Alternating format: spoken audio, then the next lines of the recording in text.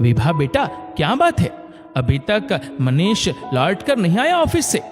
बार बार घड़ी पर निगाह डालते हुए कावेरी जी ने आखिरकार बहू विभा से पूछ लिया। ऑफिस तो 6 बजे ही बंद हो जाता है और अब तो 8 बजने वाले हैं। मम्मी जी, मनीष हमेशा ऐसे ही देर से आते हैं, कभी 7 बजे, कभी 8 बजे और कभी उससे भी देर में। विभा विचलित होकर बोली, लेकिन तुमने हम लोगों को इस विषय में अभी तक कुछ क्यों नहीं बताया? कावेरी जी परेशान होते हुए बोली, आप लोगों से इस बारे में इसीलिए कोई बात नहीं करती कि आप लोग भी मेरे साथ साथ परेशान हो जाएंगे। विभा मायूस होकर बोली, ये तो सचमुच बहुत गलत बात है। पत्नी घर पर अकेली है और पति महाशय देर से लौट कर आते हैं। कावेरी जी एकदम से गुस्सा कर बोली, मम्मी जी आप टेंशन मत लीजिए, अब तो मुझको आदत हो गई है।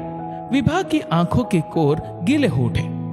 बेटा टेंशन कैसे ना लो, आखिर मैंने तुम्हारे मम्मी पापा से तुमको हर खुशी देने का वादा जो किया है। आने दो मनीष को, मैं आज ही बात करती हूँ उससे। कावेरी जी विभा को लेकर चिंतित हो उठी।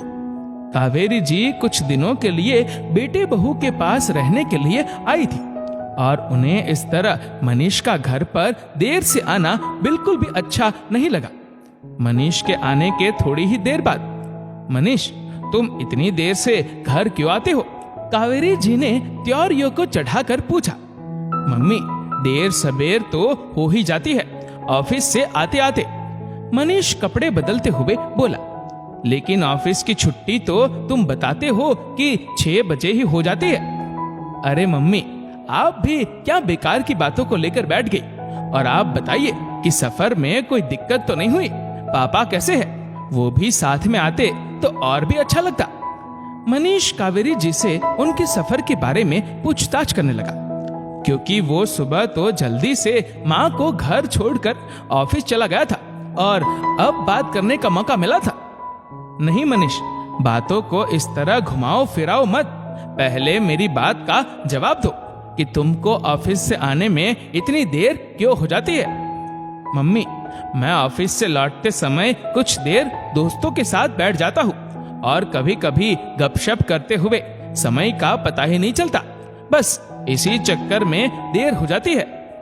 मनीष, दोस्ती करना अच्छी बात है, लेकिन वो दोस्ती परिवार के बीच परेशानी का सबब बनने लगे, ये अच्छी बात तो बिल्कुल नहीं। क्या तुम्हारे उन सभी दोस्तों की शादी हो चुकी है? कावेरी जी ने मनीष की ओर निहारा। नहीं, तभी मैं अच्छी तरह समझ गई। अभी तुम देखना उन दोस्तों को कि कैसे वो शादी होते ही तुमसे कन्नी काटने लगते हैं, क्योंकि सभी लड़कियां विभा की तरह सीधी नहीं होती।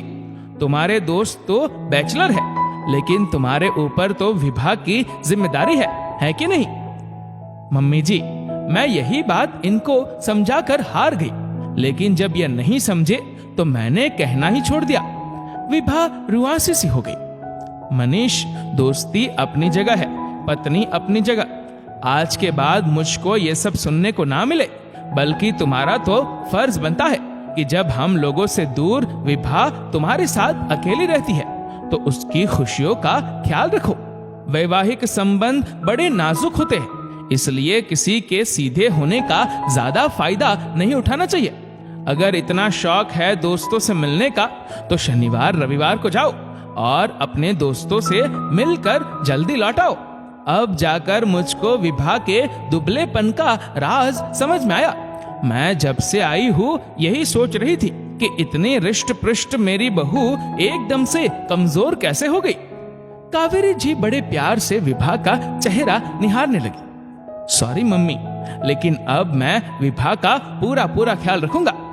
मनीष ने सोचा कि मम्मी कह तो सही रही है, सचमुच विभा कमजोर लग रही थी। माफी विभा से मांगो, मुझसे नहीं।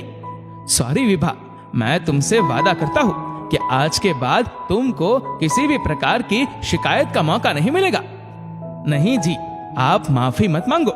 सुबह का भूला शाम को घर लौट आए तो उसे भूला नहीं कहते। और वो मनीष का हाथ पकड़कर मुस्कुरा उठी। दोस्तों, इस वीडियो को लेकर आपकी क्या राय है? नीचे कमेंट करके जरूर बताएगा। और अगर आपको ये वीडियो अच्छा लगा हो तो इस वीडियो को लाइक करेगा, शेयर करेगा ज्यादा से ज्यादा लोगों तक। और ऐसे ही और भी इंस्पिरेशनल वीडियोस के लिए सब्सक्राइब करें हमारे यूट्यूब चैनल को और फेसबुक पर फॉलो करें हमारे पेज को। धन्यवाद।